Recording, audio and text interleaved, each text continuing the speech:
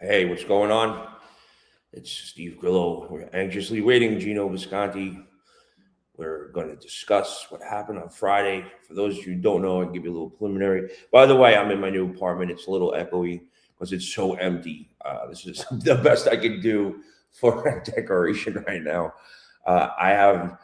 When I came here, I had no furniture or anything. Hold on a second. And Okay, so I'm trying to get double live coverage. So I'm doing live on my camera for on Instagram over here. It's filming my computer, and if you're on Instagram, I'm not going to be able to see who's on. I can take a look every now and again, but we're going to discuss what's going on with Stuttering John Anthony Cumia. There was quite the interesting situation that happened on Friday night in New York City. John, these people they torment this poor guy, and he's got. Listen, we all know that Stuttering John had a set of balls on him. Like, he's asked some of the biggest celebrities the most awkward questions for God knows how many years, and became famous for it. And his talent got him to where he is today, where he's doing his podcast. But he generates. I try to go the opposite way. I don't like controversy. I don't like being stirred up or anything like that. So he likes to stir the pot. I don't, but he gets people angry and very angry, including he's had a very hard, awkward war with Anthony Cumia for a very, very long time. And I don't have a problem with Anthony or anybody. It's basically I like to be friends with everybody unless you're a true scumbag, and then that's another story.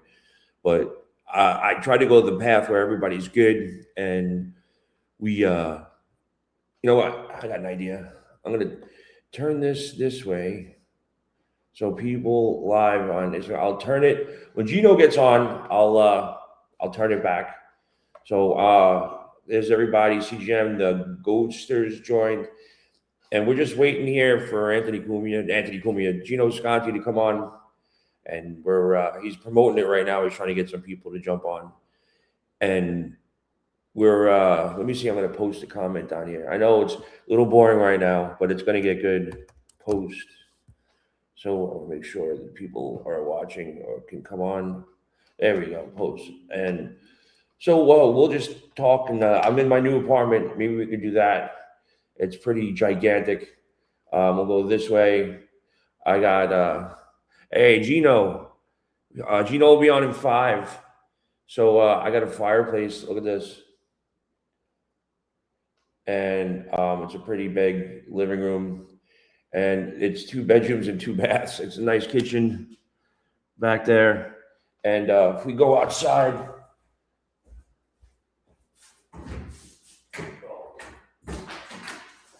there's the pool. Oh, look at that. So, yay. And we're, sorry about that, YouTube. So we're getting ready to get Geno Bisconte. There's a lot of controversy about this. It was in page 6 and everything, so we're going to hopefully get some people here. I love Geno anyway. Geno's been always good to me. He doesn't have any reason to be any as good as he is to me. He does no. I think he's a genuinely good guy. And so if you can go to my YouTube channel, I think I changed it when the book came out, so it might be in the Gorilla Parts or Aftershock XL. I got to fix that. I didn't realize that until the other day when somebody was looking for me. But when my book Gorilla Parts is still available on Amazon and Audible, you can still get that. The Audible's fun. If you can listen to my annoying voice for 4.5 hours, I suggest you get it. So the channel is believed Aftershock or Gorilla Parts. But if you want to watch it without having to watch this, please tune in to YouTube.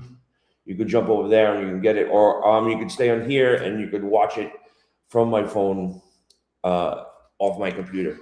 So I'm not at the studio, so I don't have. Obviously, Geno has a limited time, and we're going to. I figured I'd try out the apartment, see how it worked, and I got my plants, and I got over here when you're watching, and I set up my distorted Christmas tree.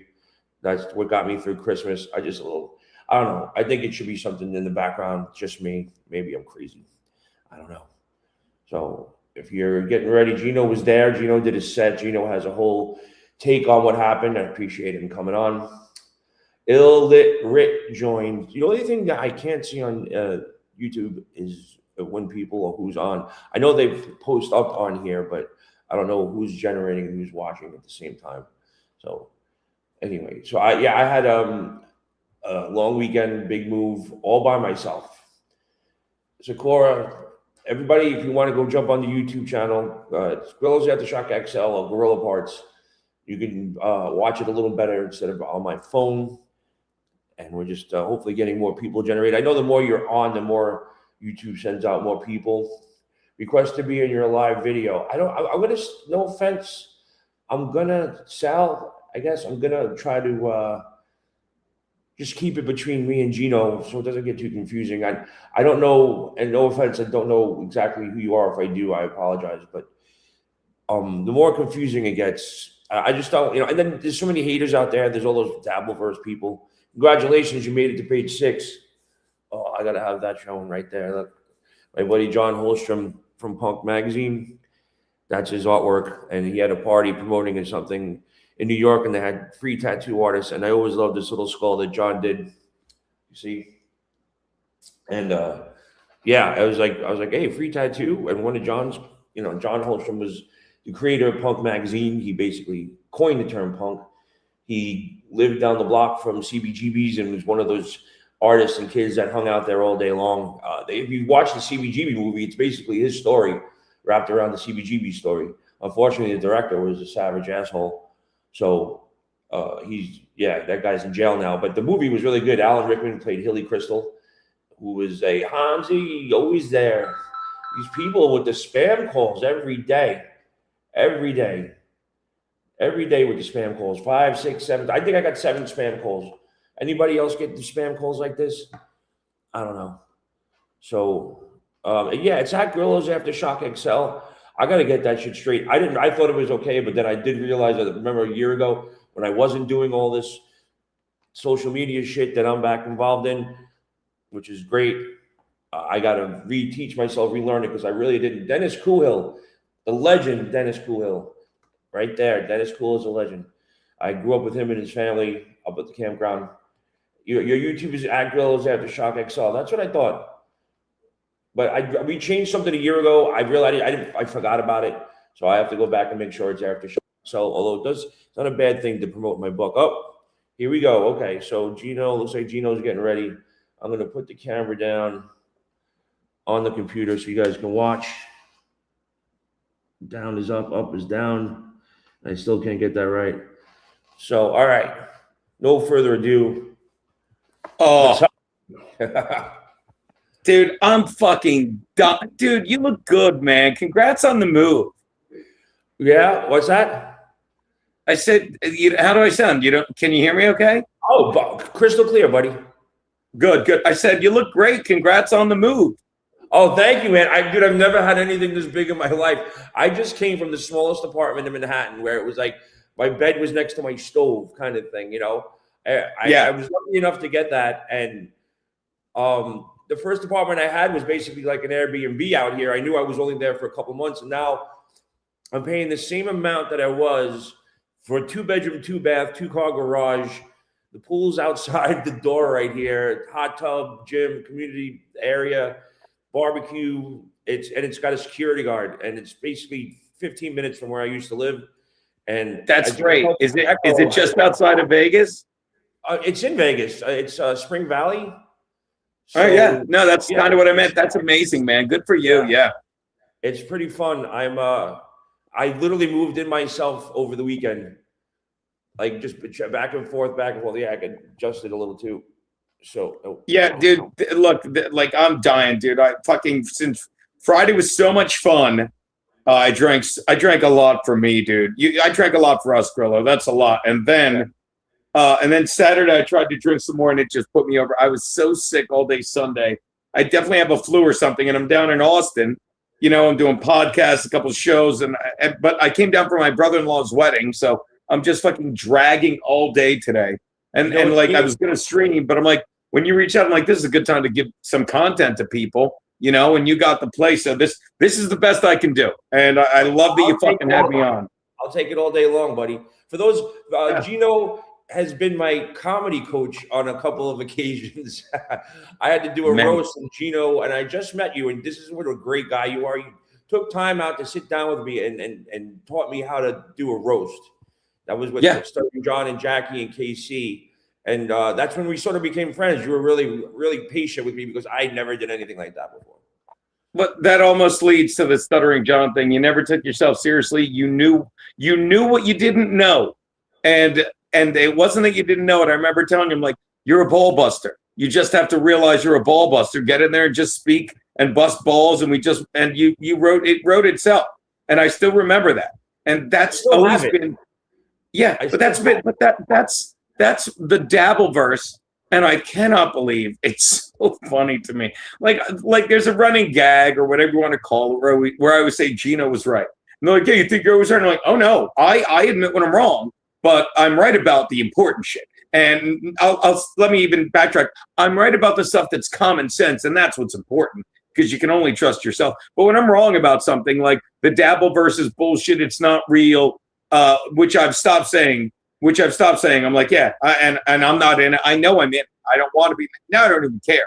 But the fact that dabbleverse was written in the New York Post, the letters DABBLEVERSE. Are you fucking kidding me? God bless you, dabbleverse. And I was, yeah. And somebody said to me, aren't you mad? Like they mentioned Anthony Cumia, who I love, Stuttering John, who fucking I always give people chances. And to quote Maya Angelou, and trust me, I didn't read her book, but Colin Cowherd always quotes her. When someone shows you who they are, believe them. And we saw that at Dabbleverse. And I can go over the entire cast of characters from the Dabbleverse and just explain how Gino was right. But I'll preface it by saying Gino's wrong. Dabbleverse is a real entity, and it draws in people that aren't like you and me, that fucking are failures. They know it, and they're all. My brother always uses the phrase, they're all ones parading as tens or something. I never get it right because the way I look at it is everyone in the Dabbleverse is a two.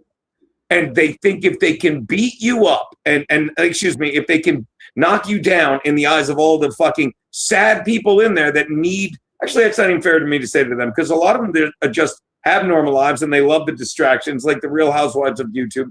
But the players in the Dabbleverse, if we can convince everyone else that everyone's a one, then I'm the funniest man alive. And that is that, like, you know who leads the pack with that? Chad Zumach leads the pack with that. He really does. Like, he says stuff where you're like, is he 5? He's 5, right? This guy's got to be 5 the way he talks. But getting back to, and then I'll hand it back to you. But that's why it was so fun, and we always hit it off because we don't take each other seriously. We like to bust balls. When we do well, we do well. When we don't, we fucking laugh at ourselves. That is not the Dabbleverse. That is not Stuttering John. That is not fucking Chad. That is not these people, you know. But I will say it. God bless you, Dabbleverse. You are compelling fucking content. You are.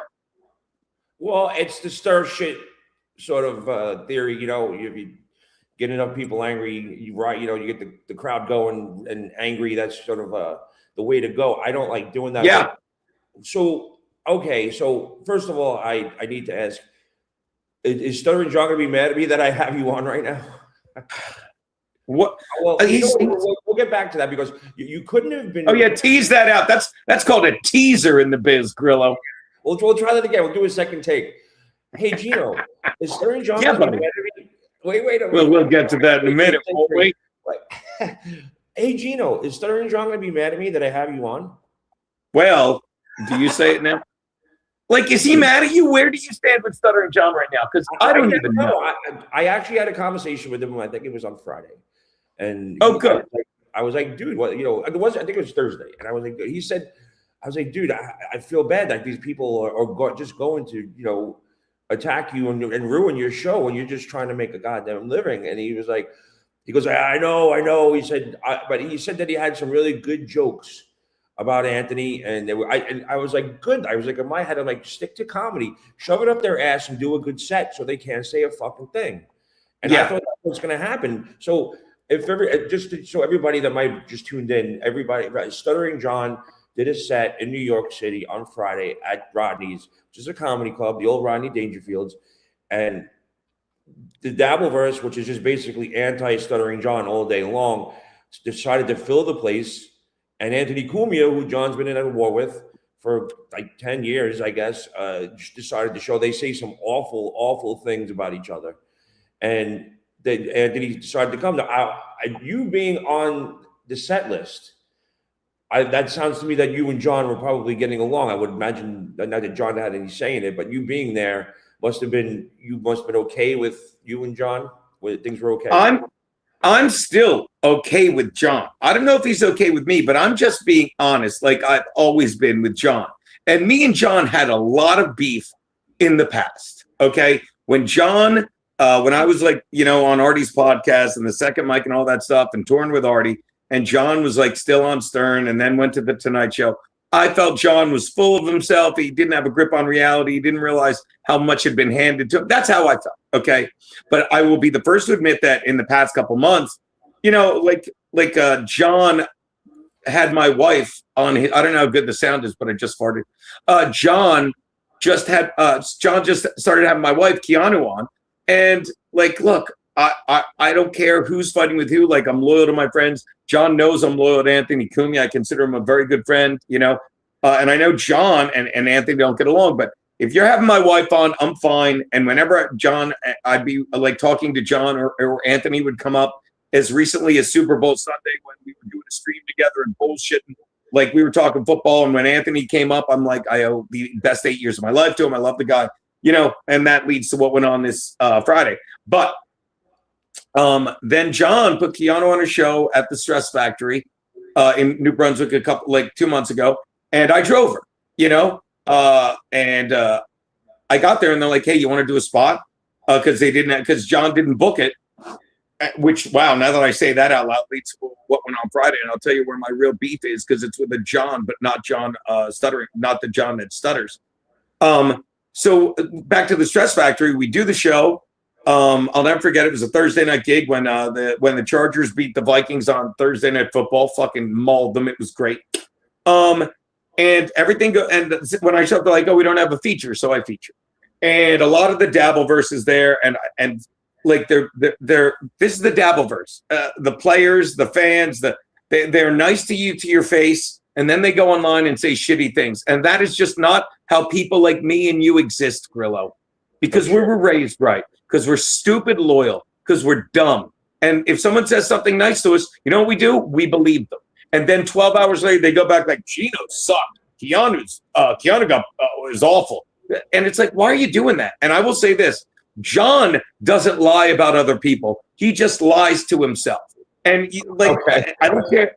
Like, am I wrong? Like, John, all he had to do was get on stage and do his act. And let me tell you, I did my act, and I knew it was could be hostile, but I know my act, to quote Artie Lang, doesn't fold. And I wanted to do some of my newer stuff, but I didn't get to it because the crowd was so insane. I just kept hammering them with the greatest hits you've seen going in and out. Doesn't matter. I'll get back to that. But you have to it's your job, no matter what. And I don't have time for people like, oh, well, it was filled with my enemies. Anthony went on stage before and brought John up, which was so fucking stupid. And I'll tease it out some more, which gets back to why the guy that booked it, a different guy, John McCarthy, fucking is an idiot. And he fucking is a shyster. And it was doing a money grab John may not even have been in on. And in my opinion, we'll get to that. But circling back, so we do the show at fucking the Stress Factor. Everything goes great. And then suddenly John's like, I'm in town for a show at Rodney's. And I'm like, I do a show at Rodney's. I like the owner. And I'm doing my show at Rodney's. If you're ever in town, last Sunday of the month, Gino and friends, I host it. We all have drinks and tell some jokes. It's great. I make a little bit of money. The bar makes a ton because of who we are, and Mark, the owner, loves that. So I bump into this Johnny McCarthy guy, and he's like, hey, John's doing a show here. Whatever it was, February 27th. And I go, yeah, I know. My wife's on the show. He's like, well, you want to be on it too? And I'm like, sure, I'm here either way. So now I'm assuming that the show is like the show that we did at the Stress Factory, which John McCarthy had nothing to do with, which was a show hosted by KP Burke, who crushed. I went up and did a guest spot. Keanu featured, John closed. Everybody did great because it was a comedy show. Okay, so fast forward to John saying that John McCarthy. I'm just going to call him JM. If I don't say Stuttering John, it's Johnny McCarthy. Okay, okay. Just so Johnny the Booker, whatever, says I'll put you on. I'm like, okay. So it gets closer to this show, right? And when it gets closer, Anthony and I'm fine with John, all this stuff. When it gets close and we're promoting it, and whatever, we're promoting it, but there's like 16, 20 tickets sold. But then Anthony, who's amazing and fucking is in the industry and knows radio, he loves playing around in the dabbleverse. I don't know if he thinks he's in it or not. He's obviously in it, but he's in it like, you know, like a guy, like a human being kicks an anthill. He's like, this is fun. I'll fuck around with these guys. And he has every right to. He's got a Sunday show on WABC. These guys are dangerous, man. They could really fuck with your life. And I don't understand how they are okay with that. You know, I'm looking at some of the comments and some of these people are just mean, dude. Well, that's just it. Like they lie. Go on. But they lie. And the truth always prevails in reality, I feel. But go on, Grillo. Well, you know, I just want to say before it even gets out of control, like I talk to John all the time. I consider him a very close friend, kind of like family, the older brother that always, you know, has to make sure he's the older brother and in control. But, you know, as of the past couple of years, John has been nothing but like nice to me. Went to a Yankee game with him and his mom and stuff. And, you know, but I did have some issues with him in the past, and it's always, you know, something, but there's always something going on with everybody always has that friend that has everybody. I'm not talking to them, you know, like I have a friend that I'm not talking to now because he's not talking to this person. He's not talking to that person. Sure. And Sure. I hate that. I hate that. And I had to stop talking to him because it was just like, it's difficult. And I'm not saying John's like that, but to fill a room with people that hate you, that's fucking awful. Like, you know, like, was there one person there that liked him? Yes. And I'll tell you this, and you can say, you can believe it. The whole crowd was willing to like it. And I know that sounds ridiculous, but the whole crowd was willing to like it. Like, okay. When I watched it, I was like, you're just playing to these assholes. I was like, why wouldn't you go there and try to have them kill them and make them laugh and shove it straight up their ass? I don't know what happened and what his mindset was to have the game change, you know, to change the plan in his head just to go up there and read Anthony's police report. There's nothing funny about that. Because he knew, because he didn't have he's not, this is what gets him mad. I'm a fucking comedian. I moved up to New York. I got on stage every night when I first started. I traveled. I worked with fucking Artie. I wrote for fucking things. You know, I did. That's how I got it. John was on fucking Howard Stern and then started doing stand-up because people wanted to see him. So he never learned the fucking nuts and bolts and you know, fucking worked his chops, for lack of a better word, which escapes me, to write the comedy. So he started to realize, like, well, these guys are going to be fucking, do your act, John. Do your act. Fucking, as Artie Lang once said to me, you have an act that doesn't fold. Gene, we have to be funny. We're straight white guys over 40. That's how long ago this was. Okay. But when John says, well, when John says something he's not equipped to do and say, I'm going to outsmart these people. I'm sorry, but, and I'm going to read the man who just brought me up, which should never have happened. And that gets back to John the Booker, who insisted on hosting, and I'll get to that. Should never have fucking happened. Okay. But Anthony brings him up and says, I don't remember what he said other than fucking pay attention. Let's enjoy him. Fucking one of the first things Anthony yelled, let him talk. Let him talk. That crowd was willing to fucking laugh at him. But you know what? And obviously what had to laugh, they're like, we want to hear the squeegee joke. We want to hear the Sims, all this stuff, you know? But John didn't want to confront the fact that he has like the same act, I think, you know, and fucking didn't want to do it. So he's like, he did 11 minutes and bailed fucking in any comedy club. And then the Dabbleverse like, well, they don't know how to run a comedy club. Every comedy club that I work, New York Comedy Club. Okay. I'm pretty sure the Cellar did it. They did it when I was working it ages ago. It's like, no one leaves without their ticket. That's how fucking crowded comedy clubs do. And everyone's like, oh, they have no system. Fucking, yes, they do. You fucking Jew kikes walking out on tabs. Yes, they do. They should have done it like the Little Rascals, pay as you exit. Yeah. And there was a bouncer there. He's like, he was just brought in. You know, there's one security guy who was brought in. He didn't expect that. But getting all the way back to what I said, this all goes back to fucking John the Booker, who 2 days before I'm talking to Keanu. And she's and if someone tells you that's the show, you know, it's you're on Stuttering John show with Keanu. Don't you assume it's going to be like it was at the Stress Factory? Don't you assume it's going to be a host, a guest spot, Keanu and John? Don't you? Well, yeah. Whether you do or don't, I did. And 2 days before, I'm like, so what am I just? Keanu's like, there's like 6 or 7 people on the show, and I said, what? She's like, yeah, it's got a Rodney impersonator. Jimmy Palumbo's coming out. We love Jimmy Palumbo.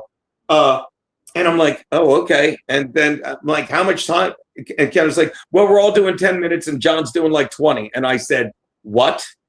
And I said to Keanu, I'm like, and again, not my business, because I think I'm just a 10-minute spot on a fucking weekend show. And I say, what? And she goes, yeah. I'm like, do you realize what they're trying to do? And no, I didn't say it then. I said, if John does less than a half an hour, they're going to hang him. And I said, do you understand this Johnny McCarthy guy is just trying to put as many people on so John doesn't have to do that much time? I said, that's a mistake. So the fast forward to the day of when all of this sinks in. And you know what I say to Keanu? I'm like, you know what I should do? I said, I should host the show. And again, it's not my show. It's not my place. You're talking about the Dangerfield show? Yes. Okay. So I'd like to go and find out really more about what was going on with the room at some point, because like the events that unfolded, like the backstage, you saw what was going on. Did you talk to John before he went on? No, I didn't talk to. I did. I did my spot. Then I went down and talked to John. But this is what led to. Did you have a nice conversation? Yeah, I have no problem with John now. I'm just calling a spade a spade. Okay, I have no problem with Stuttering John now. We probably may not like me because I said I was a better comedian than him. And if you don't think I am, I don't care. I didn't say I'm a bigger radio personality. I didn't say I'm a bigger draw. All I said was I'm a better comedian than him. That's it. End of discussion. So, you know? So you shook his hand. Was he nervous, or was he pacing back and forth, or was he just like? No, he was sitting down. He introduced me to his bodyguard or whatever. Nice guy. And I'm like, just have fun, John. It's a good crowd. Y'all have fun. It'll be great. And when did it turn? What he got? So he already had the plan just to go up there and read the police report. Was that the deal? Well, that's what he alleges. But it turned, and this is what I was getting to, and this will lead right into it. It's perfect. Thank you for talking, Little, because I know I talk too much. But it turned. Griswold. I was commenting like crazy. What's he saying? Oh, he's saying, Grillo, it's your show. Why don't you speak? I was like, because you know what? I'll tell you why, Clark. Gino took time out of his day to come on my show and talk about what's going on. So if he has, but see, Clark Griswold is a fucking Clark Griswold is a typical. Wait, hold on. Fuck, I knocked my thing over.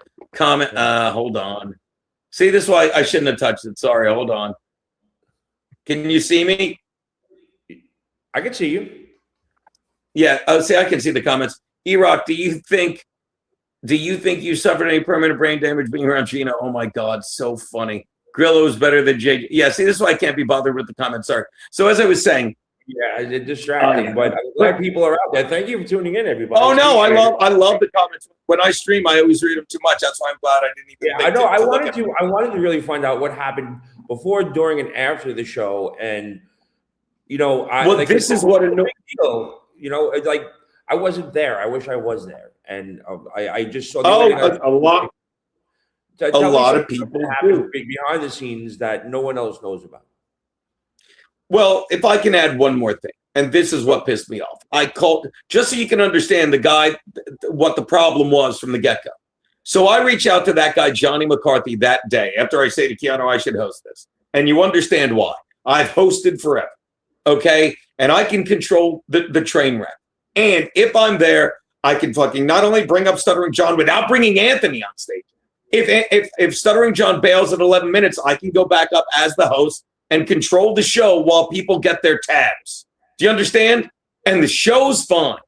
You understand? Although maybe it's better because then I'd be fucking linked to this even more rather than just doing a spot. But the guy, Johnny McCarthy, the day of the show, he's like, nah, I really want to host. Anyone there, even Clark Griswold, he probably wasn't there, just likes to comment, will tell you he didn't do anything. He added people to the set. Jimmy Palumbo went up. And I also said, let me go right before John. Nah, I like this order. He just kept bringing people up, giving them guest spots so he could take the entire door and pay as little as possible. That's what I realized he was doing. And look, I didn't ask for a certain amount when I was doing it because I was under the impression Keanu was getting feature pay and I was the guest spot. But I just showed up, and as the train wreck unfolded, because Johnny McCarthy has no talent, none. He has zero talent as a comic, zero talent as a host. To put it succinctly, well, one time he used to go up with a bag on his head and pretend to be the other unknown comic. That said, now do you understand what you're about to hear, how out of control the show was? Because it was a full house. I did forget one thing. Vic Legina said hello. Oh, I love Vic Legina. I got to get him on my show. The porn guy, right? You saw that I did a little live thing saying that I was coming on with you, and Vic called me up. He was the first person when I came to Vegas. I met Brian McCarthy. You know, I'm sure you know Brian. Brian was there.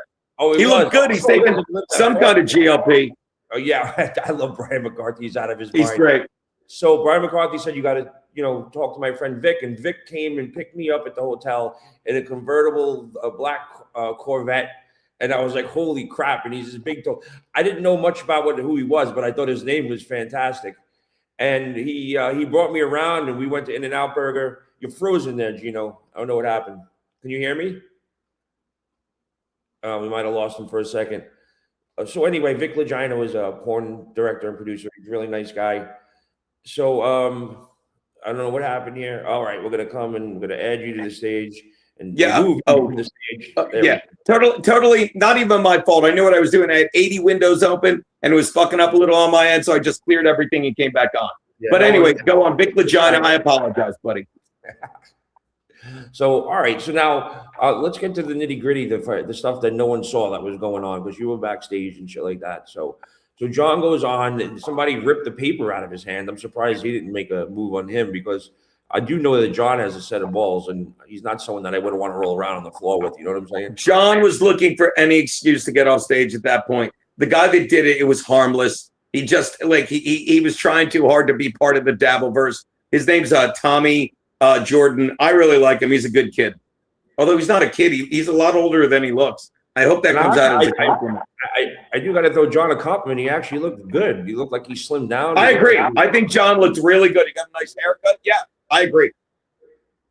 I always think he should grow his hair long again because he had some pretty fucking cool rock star hair at one point. But no, it looked like he was in shape. He does, every time I see him, he's one of those guys that every time he goes to the gym, he's got to let you know he goes to the gym.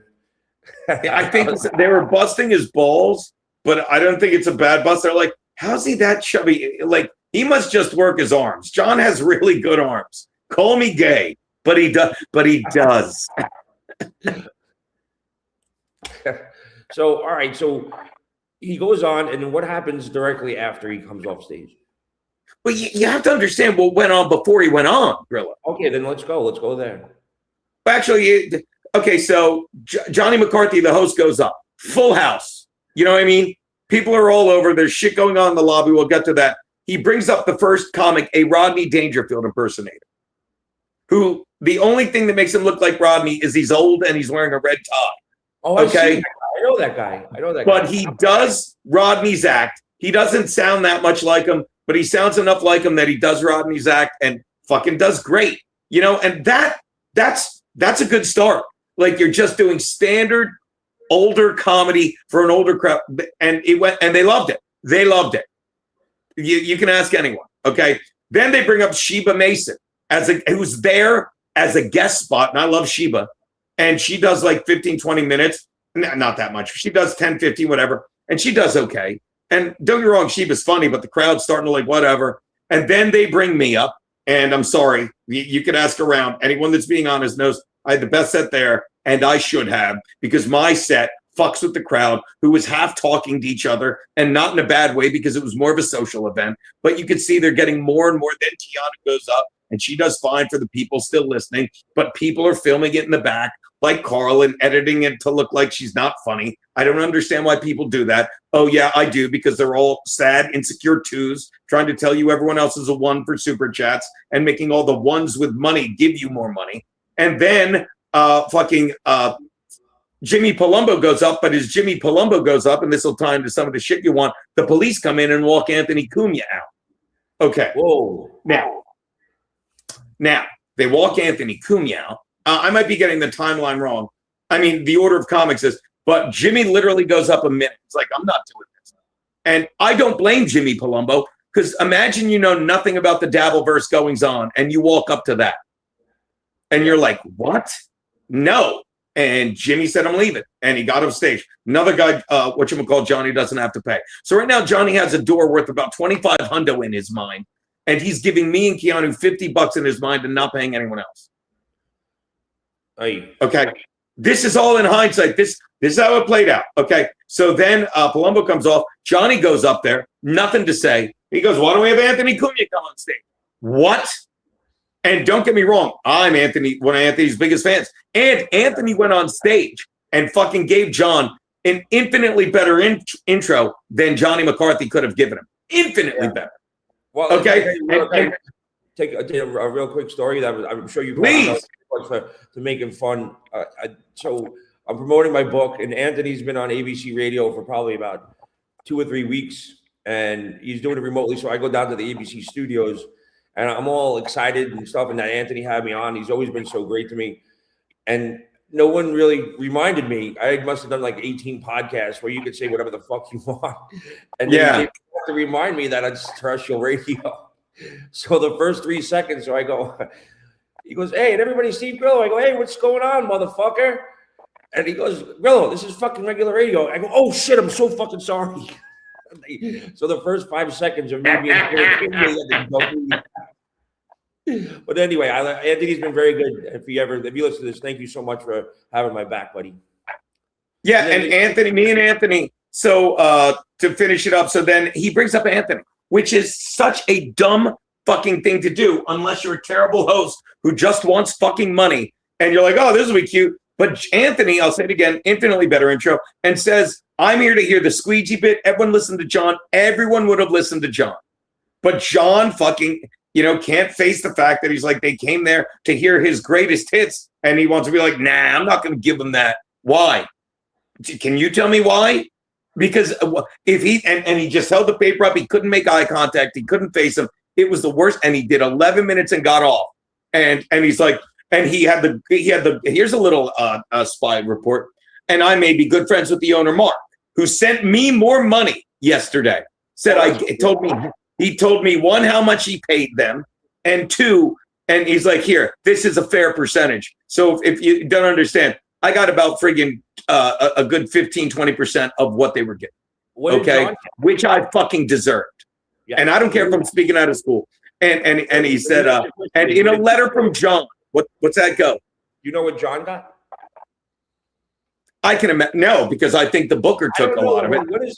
What is an essay a featured comedian get these days for doing a set? Like if you went down and did the Comedy Cellar, or if you're saying for a weekend spot pay, yeah. I'm pretty sure weekend spot pay. Last I was like doing it on the reg at real clubs, and not that Dangerfields isn't a real club, but I only do produce shows there for the most part.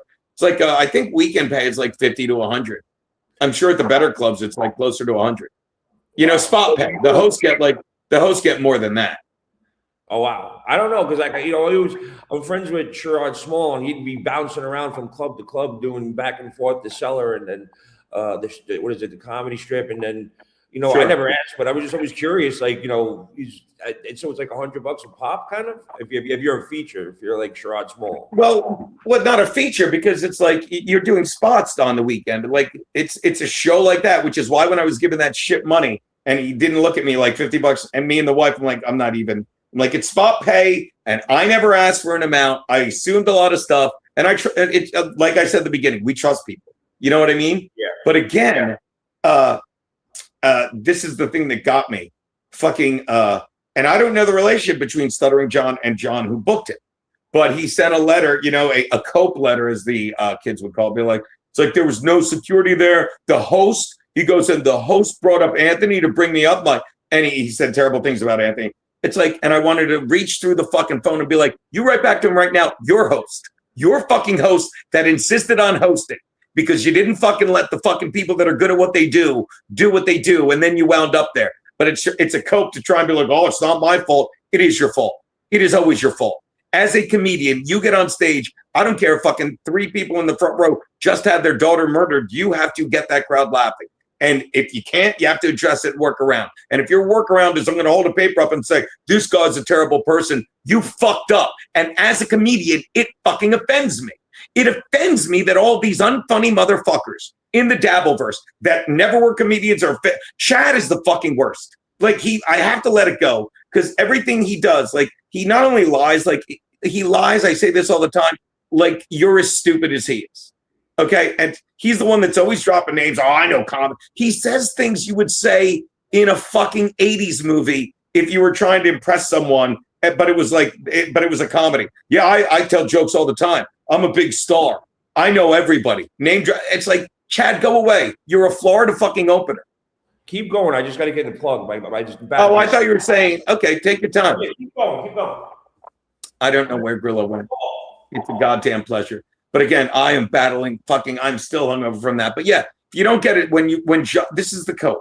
And I'm sorry that I'm really good at what I do. And everyone in the dabbleverse just wants to shit on that.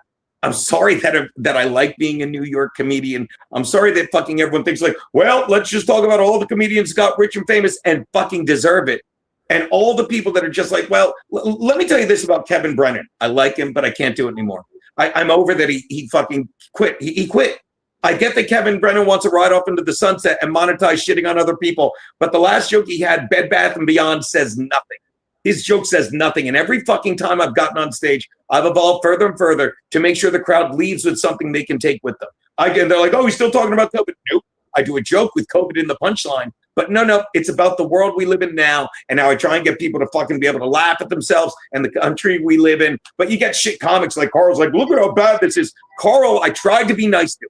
I was nice to Carl again. And he's like, yeah, I've had it with people that in real life will smile at you. And then like, but I can make money fucking lying about them online. And I feel bad for them.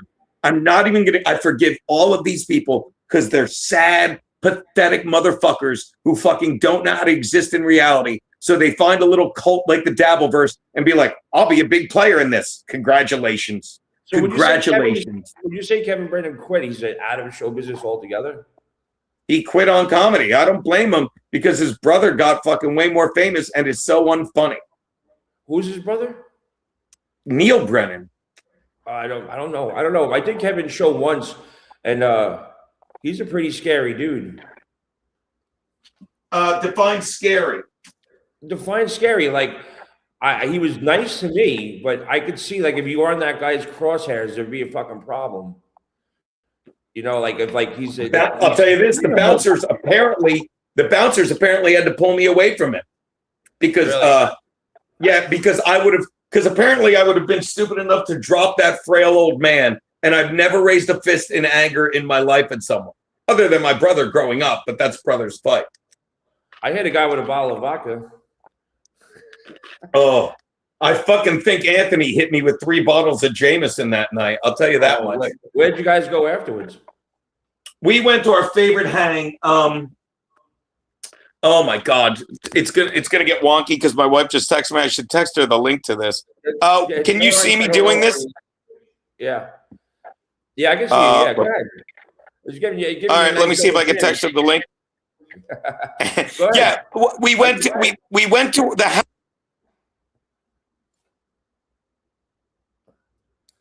I would die. So anyway, I apologize for the echo. I'm in my new apartment and I don't have my microphone. I don't have the studio, but Gino gave me a little window of opportunity and I grabbed it. So I know it's going to be a little echoey, but I think you sound okay.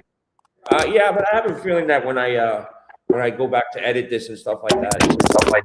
Sorry guys, let me pick it. Like this is my setup, by the way. It's great. My setup is my phone balanced diagonally on this. And by the way, I got to get outside. I want to get outside, but I'm so that's where I left off. I'm still fucking dying from my fucking dinner with Anthony, as they say. Hold on. Is that like dinner with Andre?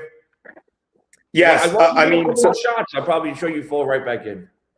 Oh yeah, dude. We went to this bar on 76 called Iggy's karaoke bar where we used to always hang. I was friends with Iggy, man.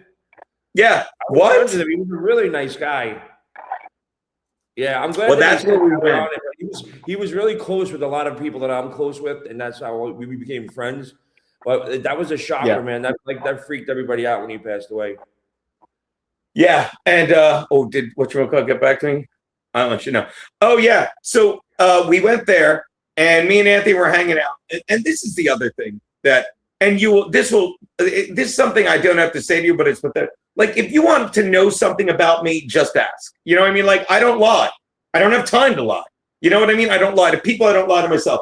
So after we did the show, and Anthony, like, you know, when they asked Anthony to get on stage, he had no trouble doing it. And here's me speaking freely again. We used to do a thing called Comedians of the Compound. I almost said Campground.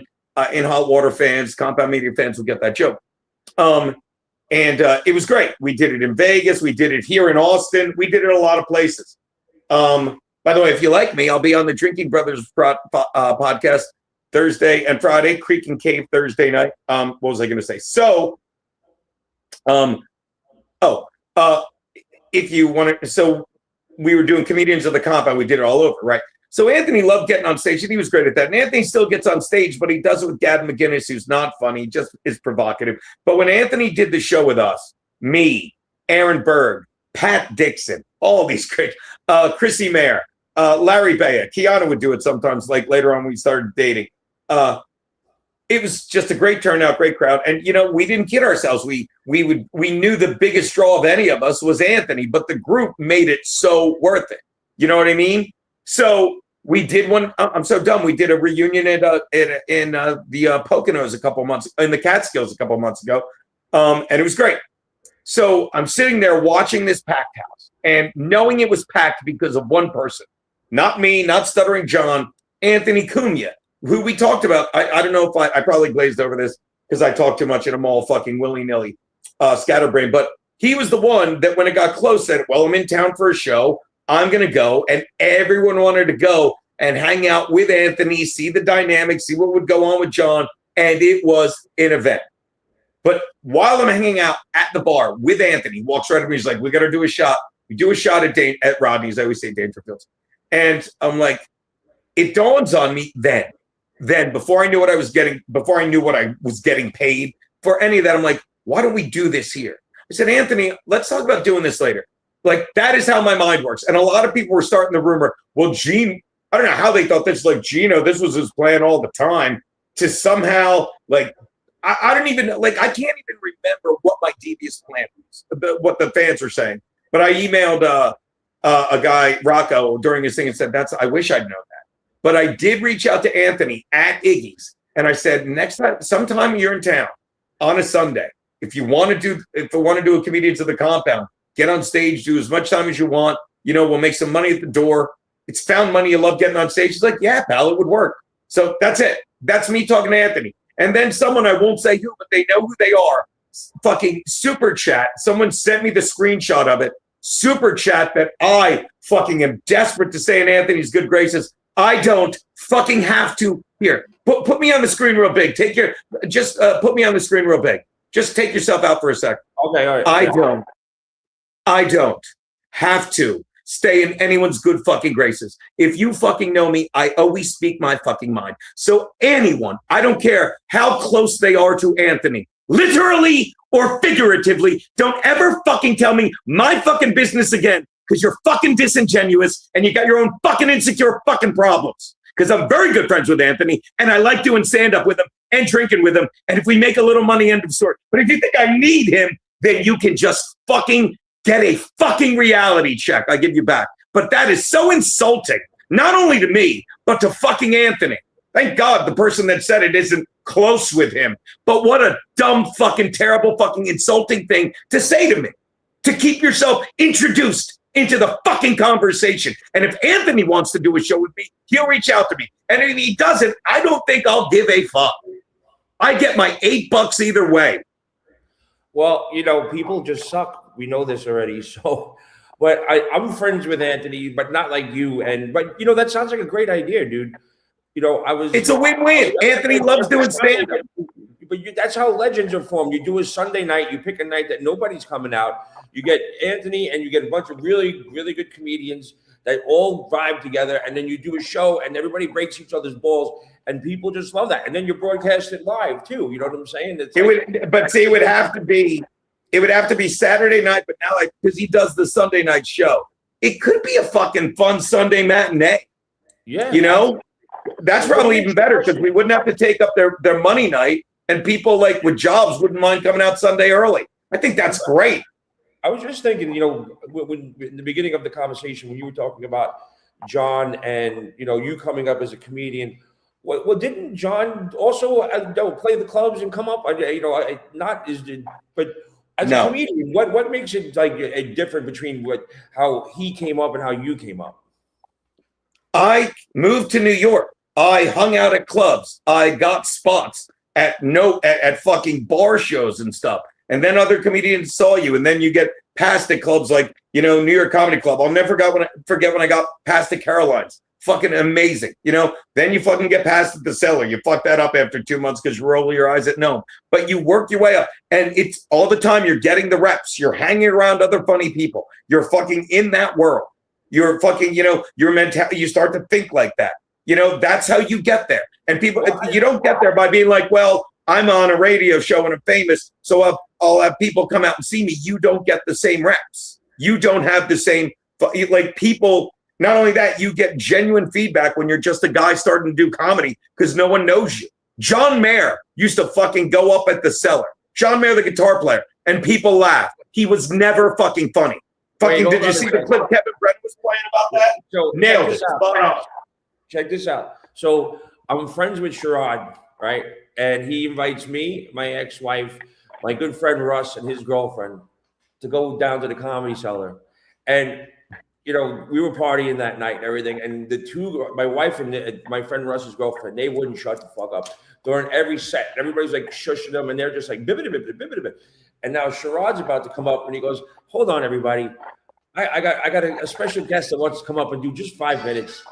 And it's fucking John Mayer. And all of a sudden, the two ladies, my ex-wife and this woman, just shut up, and we're like, and then we're like drooling. And then after that, and they were even talking during Sherrod's set, and we know Sherrod. We went down there because like we were Sherrod's guests, and on the way out, Sherrod was waiting for us. He goes, "You want to come upstairs and smoke a joint with John Mayer?" And me and my friend went. We grabbed the ladies. We were like, "No, absolutely not. So funny. You're not hanging out with John Mayer."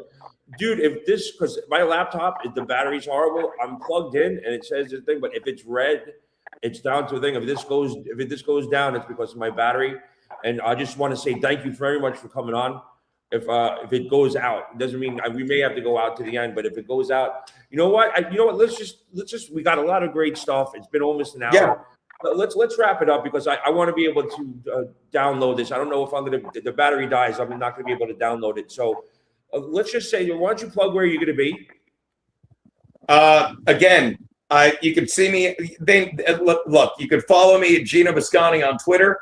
Well, it's Geno_Bisconte. I stream every day on YouTube and Rumble at Geno Bisconte, just like it says in the caption with no space, GenoBisconte. And just follow me on Twitter. That's where I post all my stuff. But if you Google Geno Bisconte comedian, Linktree, whatever, everything comes up. I know that's stupid. And I'm gonna put this. I would love. Look, I'm gonna be honest here. I would love if you fucking put this as unlisted on your site. Send me the link, and I could put it on my fucking Patreon and make a little money off of it. I don't look. I'm not being self-debt. What's that? Because I'm not trying to fuck you over. No, having me on your thing isn't gonna be the make or break deal. I'm gonna trade you. I need like maybe a half an hour of your time because I'll explain to you my situation. I just need your help with something like that. But you can use whatever I send you, make as much money as you can. You're gonna repay me with advice because you're good at that anyway. Yeah, without a doubt, man. So yeah, that's where I am. And again, And I'm at Rodney's the last Sunday of every month. March 29th is the next Gino and Friends. And stay tuned. Hopefully Anthony will find the time. Maybe we'll do a Sunday fucking Gino and Friends comedians of the compound. That'd be even better. We'll make it work. Out here and do something in Vegas. Yeah. Oh, I'd love to do something. They're coming out to Vegas for Hackamania. You better be ready. Maybe I'll come out. Maybe I'll come out in April, stay with you, and say hi to Dude, I got another bedroom with your own bathroom. Come on in. I swear to God. Look, I'm not fucking around. I'll bring the wife and we'll crash there. Yeah, dude, I got you. I'm not kidding. I love it. No, trust me. I got 2 bedrooms. I got 2 bathrooms. What the fuck? Dude, done. I'll find a fucking I'll set a show up if I can. But dude, let me tell you, my wife loves the fucking warm weather, the pool. I fucking take her wherever I can. So plan on us taking you up on that repeatedly over the next couple months. My door is open to you, my brother. I love it. All right, man. That's good, buddy. Thanks a lot for coming on, man. This means a lot to me. Dude, I needed it. Thanks so much for letting me do that, buddy. All right, I'll talk to you later.